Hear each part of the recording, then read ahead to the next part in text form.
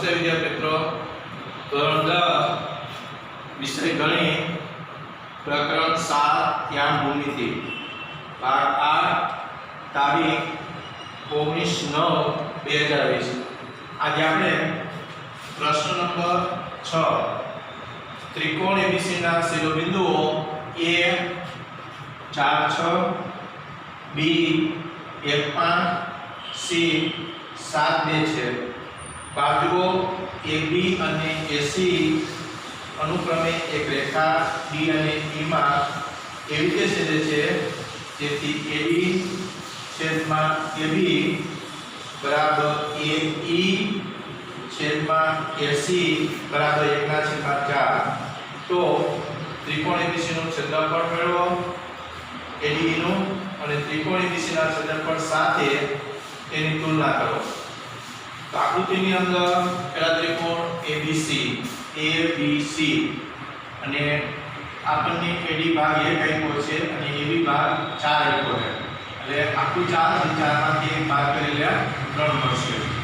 એ જ રીતે AE 1 ભાગ થાય, EC 3 ભાગ થાય, આખું 4 થાય। અહીં આપણે આપ્યું છે AD છેદમાં AB, AD એટલે 1 ભાગ અને AB એટલે આખું 4 ભાગ। ઉલટાવીએ તો AB છેદમાં AD બરાબર 4/1। તો આકૃતિની અંદર AB એટલે 2 કટકા AD વત્તા DB છેદમાં AD બરાબર 4/1। AD ના છેદમાં AD પ્લસ BD ના છેદમાં AD બરાબર 4/1। AD ઉડી જાય 1 પ્લસ BD ના છેદમાં AD બરાબર 4/1। BD છેદમાં AD બરાબર આ એક બદલે એટલે -4 -1/1। BD છેદમાં AD બરાબર 3/1। ઉલટાવી AD છેદમાં BD બરાબર 1/3 થાય, એટલે આગલો ભાગ અહીંથી અહીં સુધીનો 1 ભાગ થાય અને B થી B સુધીનો ભાગ 3 ભાગ થાય। તે જ રીતે આ બાજુનો ભાગ 1 ભાગ થાય, AE છેદમાં EC બરાબર 1/3। હવે D એ A 4 6 અને B 1 5 ને જોડતા રેખાખંડનું 1/3 ગુણોત્તરમાં વિભાજન કરે છે। આ વિભાજન સૂત્ર મુજબ D ના યામ આપણે A અને B ના લેવાના છે। mx2 + nx1 છેદમાં m + n, my2 + my1 છેદમાં m + n, 1/1 + 3/4 છેદમાં 1 + 3 અલ્પવિરામ 1/5 + 3/6 છેદમાં 1 + 3, 1 × 1 = 1 વત્તા 12/4 5 + 18/4 13/4 23/4। આ રીતે આપણને D બિંદુના યામ 13/4 23/4 મળ્યા। તે જ રીતે બિંદુ E ના યામ આપણે A અને C નું વિભાજન છે, એટલે A અને C ના યામ લેવાના છે। 1/7 + 3/4 છેદમાં 1 + 3, 1/2 + 3/6 છેદમાં 1 + 3, 7 + 12/4 2 + 18/4, 7 ને 12 19/4। E ના યામ 19/4 20/4, E ના યામ 19/4 અને 5। તો આ રીતે આપણને E ના યામ મળી। હવે આ નાનો ત્રિકોણ AD રહ્યો એનું ક્ષેત્રફળ આપણે શોધવાનું। ત્રિકોણ ADE નું ક્ષેત્રફળ એક સૂત્ર લઈએ, ક્ષેત્રફળ શોધવાનું। 1/2 x1 y2 - y3 + x2 y3 - y1 + x3 y1 - y2 બરાબર 1/2 4 23/4 - 5 + 13/4 5 - 6 + 19/4 6 - 23/4 1/2 આ રસા લે 4 × 4 = 20 23 - 20/4 4 4 ઉડી જાય +13/4 - 1 +19/4 આ રસા લે 24 - 23/4 1/2 23 માંથી 20 જાય એટલે 3 -13/4 પ્લસ 19 × 1 એટલે 19 અને છેદમાં 4 × 4 એટલે 16। અહીં 16 રસા આવશે તો 1/2 માનકમાં અહીંયા 16 વડે ગુણીએ 16 48, અહીં 4 છે એટલે 4 વડે ગુણવું પડે 4 52 પ્લસ 19/16 48 અને 19 67 થયા -52/16 1/3 ગુણ્યા 15/16 બરાબર 15/32. તો આ આપણને ત્રિકોણ ADE નો ક્ષેત્રફળ નાનો ત્રિકોણ જે ADE આપ્યો હતો એનો ક્ષેત્રફળ 15/32 સેકન્ડ. હવે એ જ રીતે આપણે ત્રિકોણ ABC નું ક્ષેત્રફળ લઈએ. 1/3 માનકમાં 4 / 5 - 2 પ્લસ 1 કૌંસમાં 2 - 6 પ્લસ 7 કૌંસમાં 6 - 5.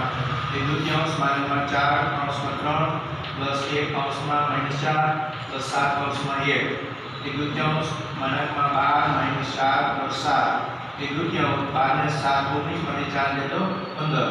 15/2 ચોરસ એકમ. આ ABC નું ક્ષેત્રફળ મળ્યું. હવે ADE નું ક્ષેત્રફળ છેદમાં ABC નું ક્ષેત્રફળ 15/32 15/2 15/32 છે પ્રમાણે છેદના અંશ અને છેદ હોય તો એને ઉલટાવી પણ નાખવાના. 15 ઉડી જાય 2 અને 32 ઉડી એટલે 1/16. તો આ મળ્યો આપણને ગુણોત્તર ADE અને ABC ના ક્ષેત્રફળનો ગુણોત્તર 1/16. આથી ત્રિકોણ ADE નું ક્ષેત્રફળ જેમ ત્રિકોણ ABC નું ક્ષેત્રફળ બરાબર 1/16. આમ ત્રિકોણ ADE નું ક્ષેત્રફળ 15/32 ચોરસ એકમ છે તથા ત્રિકોણ ADE ના ક્ષેત્રફળ અને ત્રિકોણ ABC ના ક્ષેત્રફળનો ગુણોત્તર 1/16 છે. પ્રશ્ન નંબર 7મો એની અંદર 5 પ્રશ્નો છે. આપણે લખતા જાય.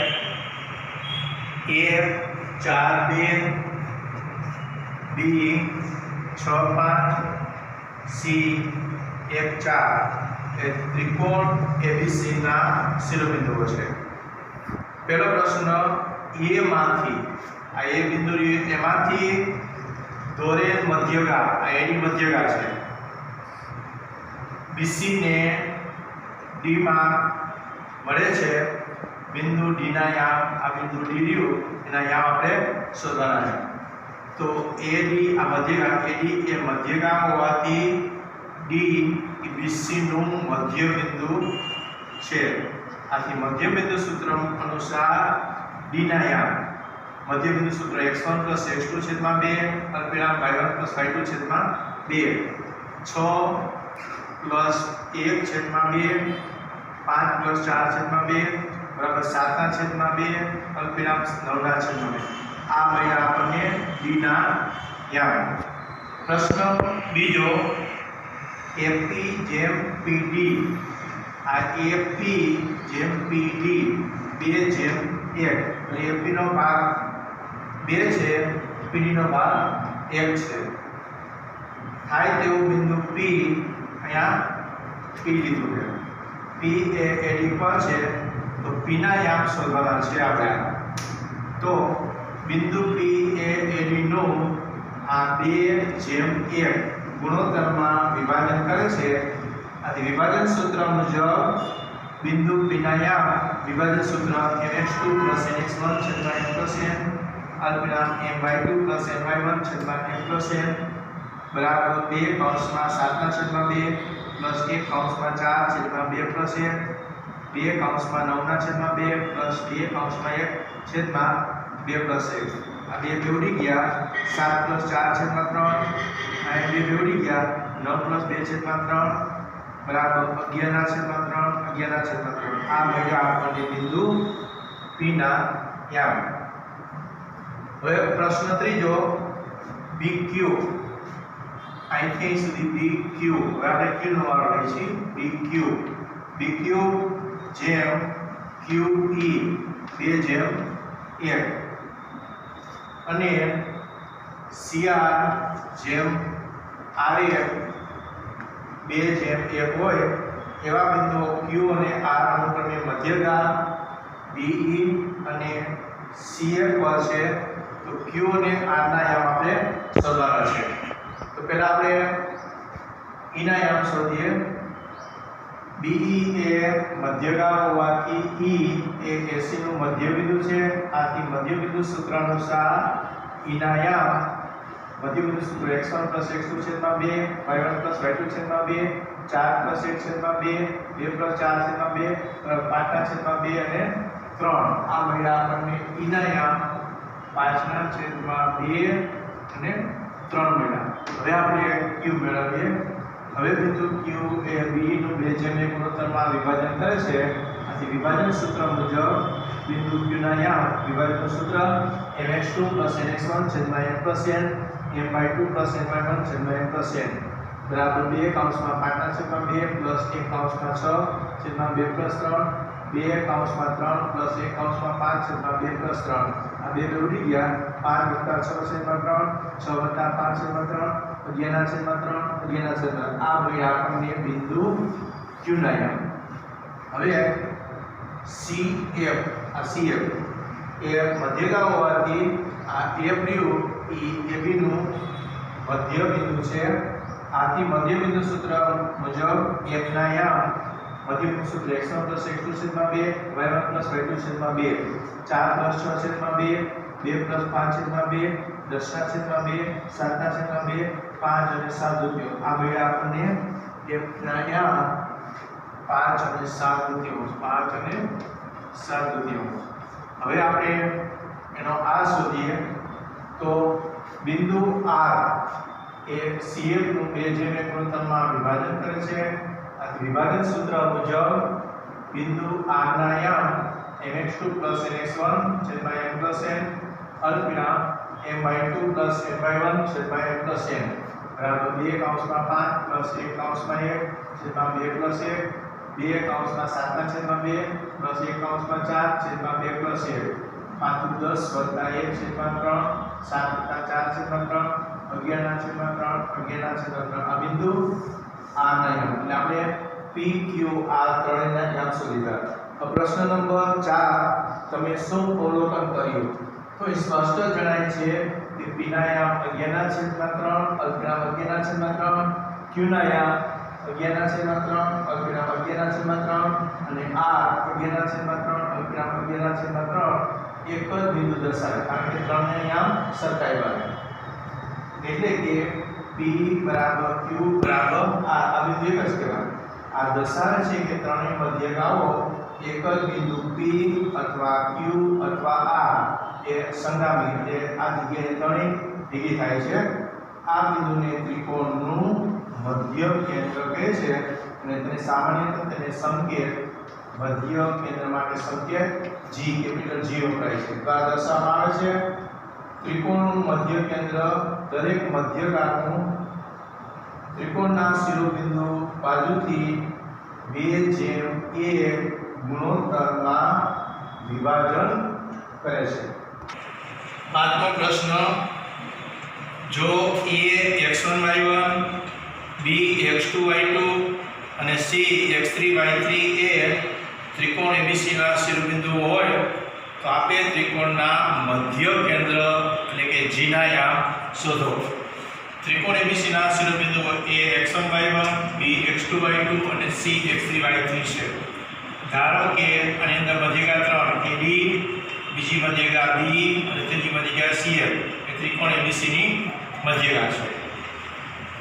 આથી D E અને F એ અનુક્રમે D છે એ BC નું મધ્યબિંદુ, E છે એ AC નું મધ્યબિંદુ, F એ AB નું મધ્યબિંદુ છે. મધ્યબિંદુ સૂત્ર અનુસાર D E અને F ના યામ અનુક્રમે D ના યામ x2 + x3/2 y2 + y3/2 E ના યામ x1 + x3/2 y1 + y3/2 F ના યામ x1 + x2/2 y1 + y2/2 થાય. હવે મધ્ય કેન્દ્ર G એ AD નું 2/1 ગુણોત્તરમાં વિભાજન કરે છે. A અને D ના યામ અનુક્રમે A ના યામ x1 y1 અને D ના યામ x2 + x3/2 y2 + y3/2 થાય. માટે વિભાજન સૂત્ર અનુસાર mx2 + nx1 m+n my2 + ny1 m+n એ સૂત્ર અનુસાર બિંદુ G ના યામ બરાબર m ના 2 કૌંસમાં x2 + x3/2 પ્લસ 1 કૌંસમાં x1/2 પ્લસ 1 આ બે ઉડી જાય x2 + x3 + x1 એટલે આપણે ક્રમમાં ગોઠવી દઈએ x1 + x2 + x3/3 એ જ રીતે y ના યામ 2 કૌંસમાં y2 પ્લસ y3 છેદમાં 2 પ્લસ 1 કૌંસમાં y1 છેદમાં 2 પ્લસ 1 આ 2 ઉડી જાય y1 plus y2 plus y3 છેદમાં 3 થાય. આમ ત્રિકોણ ABC ના શિરોબિંદુઓ A x1 y1 B x2 y2 અને C x3 y3 આપેલ હોય તો તેના મધ્ય કેન્દ્ર G ના યામ x1 plus x2 plus x3 છેદમાં 3 અલ્પવિરામ y1 plus y2 plus y3 છેદમાં 3 થાય. પ્રશ્ન નંબર 8મો બિંદુઓ A -1 1 B -1 4 C 5 4 અને D 5 1 થી લંબચોરસ ABCD રચાય છે. P Q R S અનુક્રમે AB BC CD અને DA ના મધ્ય બિંદુઓ છે. ચતુષ્કોણ PQRS ચોરસ છે, લંબચોરસ છે કે સમબાજુ ચતુષ્કોણ છે? તમારો જવાબ ચકાસો. આપણને લંબચોરસ ABCD આપેલો છે, ચતુષ્કોણનો પ્રકાર નક્કી કરવાનો. લંબચોરસ ABCD માં PQ R અને S અનુક્રમે AB BC CD અને DA ના મધ્ય બિંદુઓ છે. આથી મધ્ય બિંદુ સૂત્ર મુજબ PQ R અને S ના યામ નીચે મુજબ મળે. આપણે એક એકના યામ લેતા જઈએ. બિંદુ P ના યામ મધ્ય બિંદુ સૂત્ર x1 x2 છેદમાં 2 y1 y2 છેદમાં 2 એક સૂત્ર લખી -1 + -1 છેદમાં 2 -1 + 4 છેદમાં 2 -2 ના છેદમાં 2 3 ના છેદમાં 2 -1 3 ના છેદમાં આ આપણને બિંદુ P ના યામ મળ્યા. આવી રીતે આપણે Q ના યામ બિંદુ Q ના યામ બરાબર -1 + 5 છેદમાં 2 4 + 4 છેદમાં 2 4 ના છેદમાં 2 8 ના છેદમાં 2 બરાબર 2 4 બિંદુ Q ના યામ 2 4.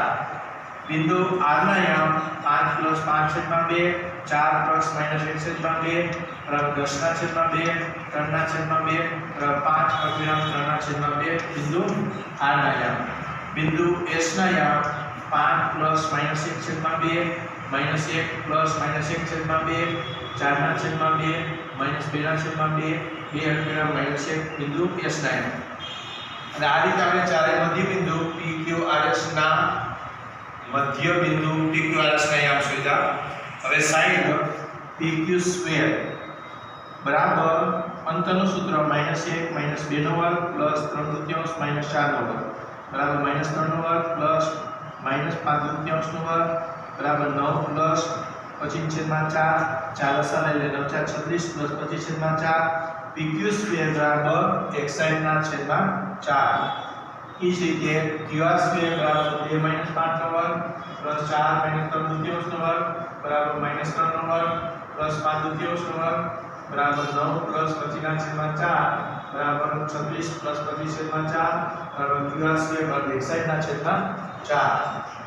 RS² બરાબર 5 - 2/2 + 3/2 + 1/2 છેદમાં 3/2 + 5/2 બરાબર 9 + 25/4 બરાબર 36 + 25/4 RS² બરાબર એક સાઈડના છેદમાં 4. SP² બરાબર 2 + 1/2 + -1 - 3/2 + -5/2 બરાબર 9 + 25/4 36 + 25/4 SP² બરાબર એક સાઈડના છેદમાં 4. ચારે બાજુનો આપણે વર્ગ કર્યો. હવે આપણે એના બે વિકર્ણ લઈએ. PR² બરાબર -1 - 5/2 + 3/2 - 3/2 બરાબર -6/2 + 0/2 બરાબર 36 + 0 PR² બરાબર 36 અને એક વિકર્ણનો વર્ગ આવ્યો 36. બીજો વિકર્ણ QS² બરાબર 2 - 2/2 + 4 + 1/2 બરાબર 0/2 પ્લસ 5/2 બરાબર 0 + 25 QS² બરાબર 25. હવે ખાસ ધ્યાન રાખજો 4 બાજુનો વર્ગ. આમ ચતુષ્કોણ PQRS માં PQ² એક સાઈડના છેદમાં 4 QR² એક સાઈડના છેદમાં 4 RS² એક સાઈડના છેદમાં 4 SQ² એક સાઈડના છેદમાં 4 એટલે ચારે જવાબ સરખા આવ્યા. પરંતુ પીઆર સ્ક્વેર 36 આવ્યો છે અને ક્યુઆર સ્ક્વેર 25 આવ્યો છે. તો P R square not equal to Q R square, એટલે કે આનું વર્ગમૂળ કરી નાખી તો PQ બરાબર QR બરાબર RS બરાબર SQ ને ચારે બાજુ સરખી થાય. પરંતુ વિકર્ણ PR not equal to QS તે વિકર્ણ સરખા નથી. આમ ચતુષ્કોણ PQRS માં બધી બાજુઓ ચારે બાજુઓ સમાન છે, પરંતુ તેના વિકર્ણ સમાન નથી. અને ચાર બાજુ સરખી હોય અને વિકર્ણ સમાન ન હોય તો ચતુષ્કોણ PQRS નો પ્રકાર સમબાજુ ચતુષ્કોણ થાય. હોમવર્ક આજે સમજાવેલા સ્વાધ્યાય 7.4 ના પ્રશ્ન નંબર 6, 7